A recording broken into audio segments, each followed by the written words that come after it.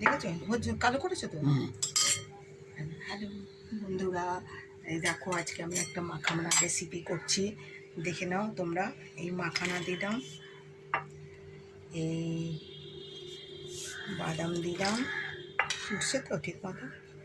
মাখানা দিলাম, বাদাম দিলাম, এই টমেটো দিলাম, এই শশা অতটা লাগবে না, এই পেঁয়াজ দিলাম, এই কাঁচা লঙ্কা দিলাম, এই ধনে পাতা দিলাম। আচ্ছা, এবার নুন দেবো,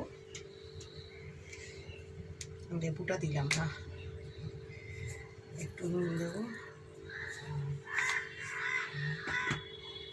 পাতিলেবু দিলে ভালো হতো, পাতিলেবুটা নেই, ওই জন্য পাতিলেবু দিতে পারলাম না। পাতিলেবু চিপড়ে দিলে, পাতিলেবুটা দিলে খুবই ভালো হয়, টেস্টি হয়, কিন্তু পাতিলেবুটা আমি নেই বলে দিতে পারলাম না। কিন্তু টমেটো দিলাম, এই টমেটো দিলে এই দিয়ে আমি